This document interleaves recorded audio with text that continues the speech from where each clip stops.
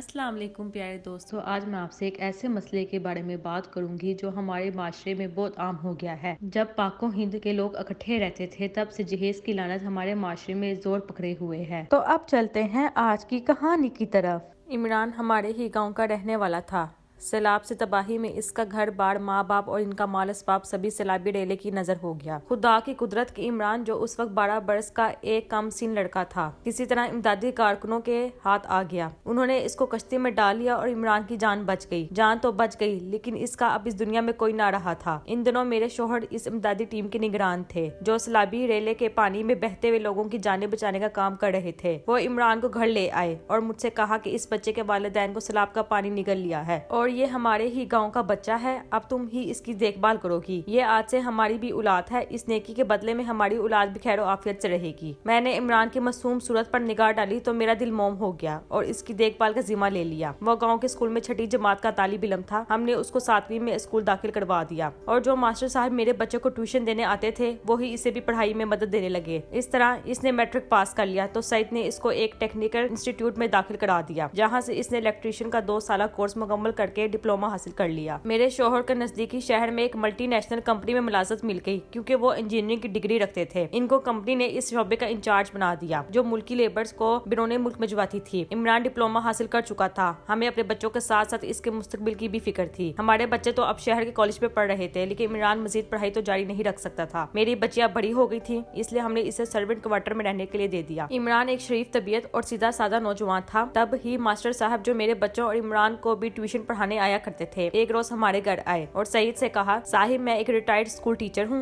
ज्यादा अमीर नहीं हूँ, पेंशन ट्यूशन पर गुजारा है। मेरी एक ही बेटी है जो शादी की उम्र को पहुँच गई है। इसके फर्ज से सबक दोष होना चाहता हूँ। किसी अच्छे नेक लड़की की तलाश है। बताइए मास्टर साहब, इस सिलसिले में आपकी क्या मदद कर सकता हूँ? आपने जो इमरान को पाला है, अच्छी तरबियत दी और डिप्लोमा कोर्स भी करवा दिया है, चाहता हूँ आपके तवसत से इसको दामाद बना लूँ तो बेटी अपने घर की हो जाएगी। इमरान बोले, मास्टर साहब इस सिलसिले में मैं आपकी हर तरह से मदद करने को तैयार हूँ, लेकिन अभी इमरान बरसरे रोजगार नहीं है और रहता भी हमारे सर्वर क्वार्टर में है। इस बात की फिक्र आप ना करें, मेरा कोई बेटा नहीं है, मैं इसे घर दामाद बना लूंगा अगर वो राजी हो जाए तो। और जहाँ तक इसकी नौकरी का मसला है, मेरा दोस्त गवर्नमेंट टेक्निकल इंस्टीट्यूट का प्रिंसिपल है, वहाँ असामियाँ निकलती रहती हैं। मैं इसको कहकर इस बच्चे को टेक्निकल इदारे में टीचर लगवा दूंगा। जब तक नौकरी नहीं लगती मेरे दोस्त के पास काम सीखने को आता रहेगा तो तजर्बा भी हासिल हो जाएगा। सईद बोले, मास्टर साहब ये नेकी का काम है, मैं खुद इस बारे में फिक्रमंद था। इमरान को बुलाता हूँ, आप इससे खुद बात कर लें, वो राजी हो जाएगा क्योंकि इसमें ही इसी का फायदा है। इमरान को मेरे शोहर ने बुलाया और मास्टर साहब ने इससे बात करके कायल कर लिया कि वो इनके साथ जाकर प्रिंसिपल साहब के पास इंस्टीट्यूट में अपने काम से मुतालिक कुछ तजर्बा हासिल कर ले तो वो इससे 2 साल तजर्बे का सर्टिफिकेट बनवा देंगे। इस तरह इसे बतौर जूनियर टेक्निकल टीचर मुलाजमत मिल सकेगी। इमरान को भी मुलाजमत की आरजू थी। वो मास्टर साहब के साथ चला गया और उसने एक अच्छे प्राइवेट टेक्निकल इंस्टीट्यूट जाकर थोड़े मुआवजे पर इस तजर्बाती मुलाजमत को कबूल कर लिया। 2 साल वहाँ काम करने के बाद गवर्नमेंट इंस्टीट्यूट में जूनियर टीचर की असामियाँ निकल आई और मास्टर साहब की कोशिशों से बिल आखिर इसकी मुलाजमत मिल गई।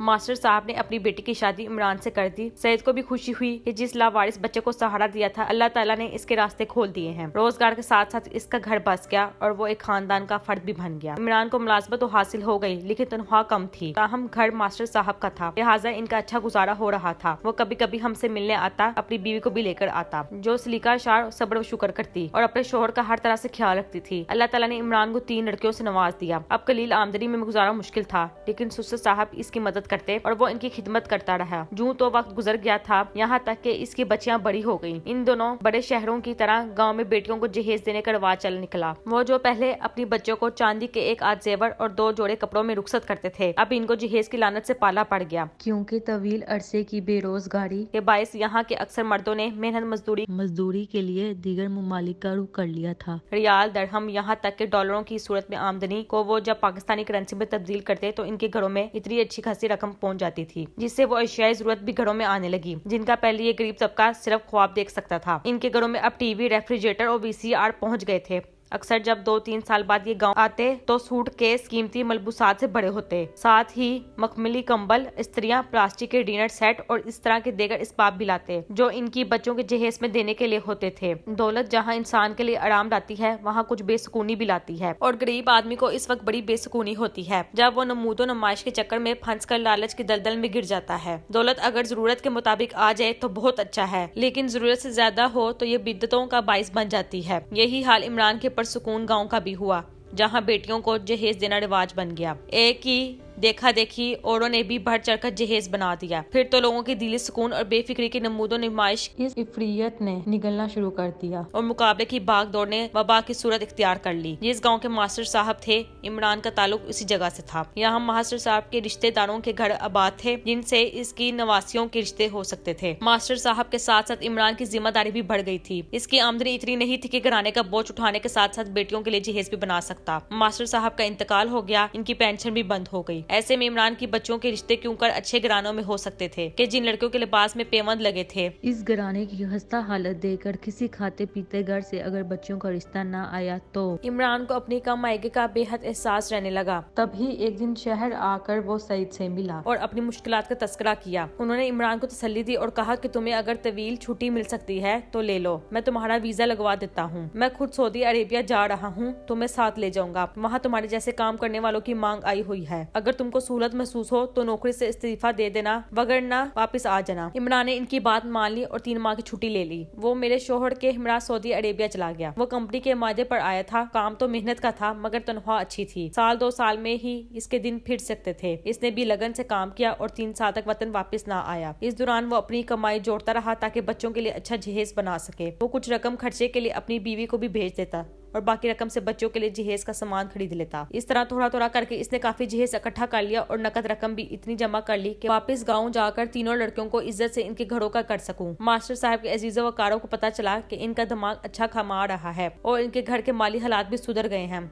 तो कुछ बाइज्जत खाते पीते घरानों से रिश्ते आने लगे। बीवी से खतूतो खताबत जारी थी, लिहाजा बीवी ने इस तरह शोहर से मशवरे करके बच्चों के रिश्ते तय कर दिए। अब वो बहुत खुश था। सईद से फुर्सत में अपने मसले मसाइल बता कर कहता कि इसकी लड़कियों के रिश्ते बीवी ने अच्छे घरानों में तय कर दिए हैं। वो अब जाते ही इनके फ्राई से सबक वो दोष हो जाएगा। एक रात वो काम से थका आ रहा आया, अपने किराए की क़याम गाह में सो गया। इसके दूसरे 2 साथी इसी क़याम गाह के दूसरे हिस्से में VCR पर फिल्म देख रहे थे। अचानक इन्हें महसूस हुआ कि जिस कमरे में इमरान महू ख्वाब है, इस तरफ आग लगी हुई है। वो जल्दी से दौड़कर गए और बड़ी दिक्कत से जान पर खेलकर इमरान को वहां से निकालने में कामयाब हुए। खुदा जाने की आग कैसे लगी थी, शॉर्ट सर्किट से या किसी ने सिगरेट का जलता हुआ टुकड़ा लापरवाही से फेंक दिया था। बहरहाल खुशी की बात ये थी कि इमरान बच गया था, अगरचे वो काफी झुलस गया था और हालत खतरे से बाहर थी। अलबत्ता इसका सामान जलने से बच ना पाया क्योंकि इसके साथियों के पास इतना वक्त ना था कि वो उसका सामान निकाल सके। वो इतना सामान भी कम ही बचा पाए क्योंकि आग लकड़ी के कैबिन नुमा घर में लगी थी। आग तो फिर आग है,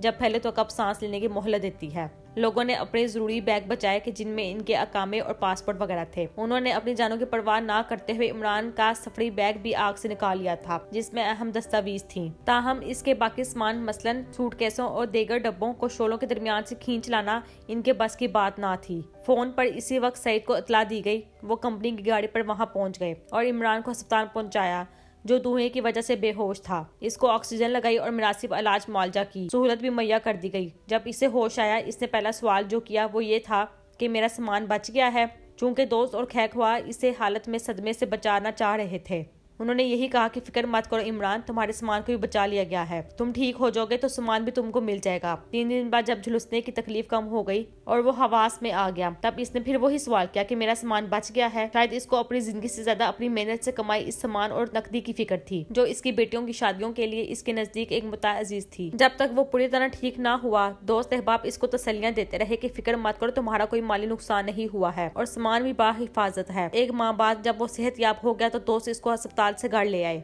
इस वक्त भी इसकी जुबान पर यही फिक्रा था कि मेरा सामान बच गया है ना। अब हकीकत नहीं छुपाई जा सकती थी, लिहाजा सईद ने सच बताना ही मुनासिब समझा। कहा कि इमरान बेटा फिक्र मत करो, तुम्हारा सामान जल गया है, लेकिन हमने ये तय किया है कि सब मिलकर तुम्हारा नुकसान पूरा कर देंगे। तुम फिर वो सारा सामान खरीद लेना। कंपनी से भी तुमको इमदाद मिलने की कभी उम्मीद है। ये सुनते ही इसने हिना नजरों से सईद और अपने साथी को देखा और कहा, अच्छा तो अब तक आप लोग मुझे झूठी तसल्लियां देते रहे। वो मेरा सामान नहीं था बल्कि मेरी बेटियों का जहेज का सामान था। ठीक है, ये सारा सामान फिर लिया जा सकता है, लेकिन पहले इंसान की जिंदगी कीमती होती है। शुक्र करो कि तुम्हारी जान बच गई है। वो ये सुनकर दोबारा बेड पर लेट गया और बिल्कुल खामोश हो गया, जैसे इसको अपने नुकसान का सुनकर सकता हो गया हो। दोस्तों ने हुलाया जुलाया। सईद ने डॉक्टर को बुलाया, कहा कि इनको अपने सामान के जलने का अभी पता चला है, शायद सदमे से बेहोश हो गए हैं, आप जरा देखिए इनको। डॉक्टर ने देखा और मायूसी से बोला, इनको सकता नहीं हुआ बल्कि इनकी रूह परवाज कर गई है। जिस्म के जख्म तो सही हो गए थे, लेकिन रूह का जख्म गहरा होता है। साहब ये जिस्म के जख्मों से नहीं मरे बल्कि रूह की तकलीफ सह नहीं सके।